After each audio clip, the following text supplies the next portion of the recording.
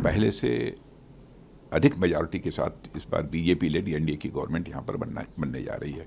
Reservation समाप्त करने का प्रश्न ही नहीं खड़ा होता। ये सारी विपक्षी पार्टियां देश की जनता को गुमराह करके उनका समर्थन हासिल करना चाहती हैं। मैं भारतीय जनता पार्टी के एक वरिष्ठ नेता होने के नाते मैं कहना चाहता हूँ कि 2024 में भी वो भारत के प्रधानमंत्री बनेंगे और 2029 में भी वो भारत के प्रधानमंत्री बनेंगे।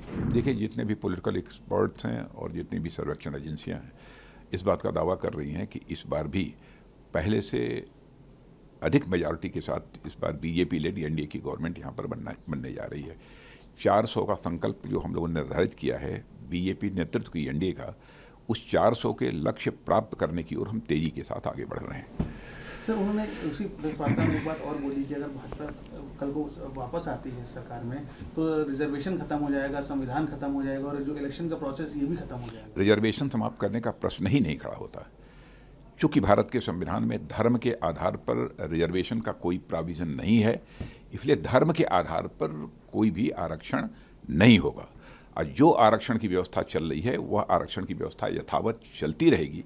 इसे केवल मैं नहीं कह रहा हूं, बल्कि हमारे देश के प्रधानमंत्री ने स्वयं इस बात को लेकर जो है देशवासियों को पूरी तरह से आश्वस्त किया है। ये सारी विपक्षी पार्टियां देश की जनता को गुमराह करके उनका समर्थन हासिल करना चाहती हैं। मेरा यह मानना है कि सार्थक राजनीति यदि की जा सकती है तो केवल और केवल सच बोलकर सार्थक राजनीति की जा सकती है। और बराबर अब तक इन लोगों ने देश की जनता को गुमराह करके उनका समर्थन हासिल करने की इन लोगों ने कोशिश की है। और मैं ये भी कहना चाहता हूँ, विश्वसनीयता का संकट, क्राइसिस ऑफ क्रेडिबिलिटी भारत की राजनीति में पैदा करने के लिए कोई जिम्मेदार है तो यही लोग जिम्मेदार हैं, कांग्रेस और उनके सहयोगी। और भारतीय जनता पार्टी देश की अकेली पॉलिटिकल पार्टी है जो कुछ भी है इलेक्शन मैनिफेस्टो में हम लोगों ने कहा है अक्षरशः गवर्नमेंट बनने के बाद उसे पूरा किया है।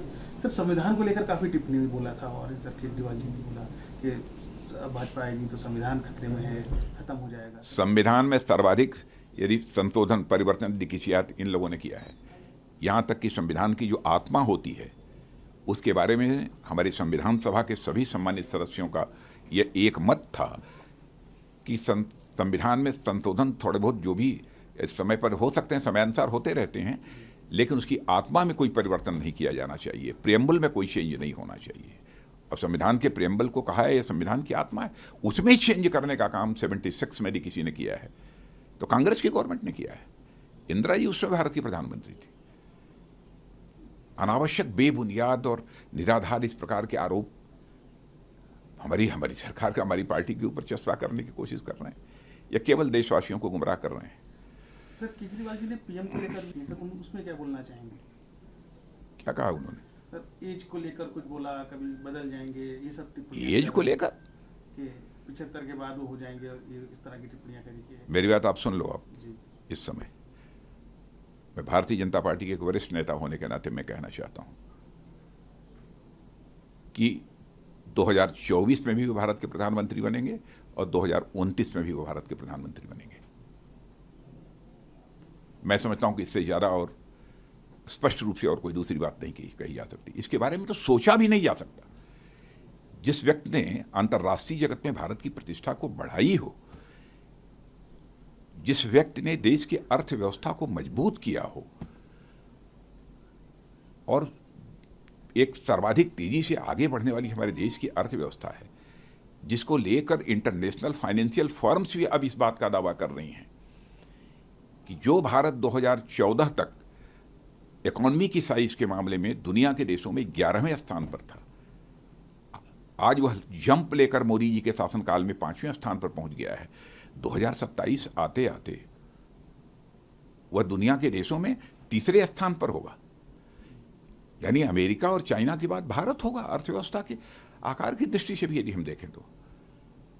यानी भारत तो बड़ी तेजी के साथ विश्व की महाशक्ति बनने की ओर तेजी से आगे बढ़ रहा है। तो हम महाशक्ति बनना चाहते हैं तो किसी को धमकी देने के लिए महाशक्ति नहीं बनना चाहते। हम महाशक्ति यदि बनना चाहते हैं तो विश्व कल्याण के लिए। तो हमारे देश के ऋषियों और मनुष्यों ने वसुधैव कुटुंबकम का संदेश सारे विश्व को दिया है, क्योंकि हम भारत की सीमा में रहने वाले लोगों को ही अपने परिवार का सदस्य नहीं मानते हैं, बल्कि पूरे विश्व की धरा पर रहने वाले लोगों को अपने परिवार का सदस्य मानते हुए ही हमारे ऋषियों और मनीषियों ने वसुधैव कुटुंबकम का संदेश दिया है। और धर्म के आधार पर भी भेदभाव का प्रश्न ही नहीं खड़ा होता। चाहे हिंदू हो, मुसलमान हो, ईसाई हो, यहूदी हो, जो भी भारत का नागरिक है, वो सभी हमारे परिवार के सदस्य हैं।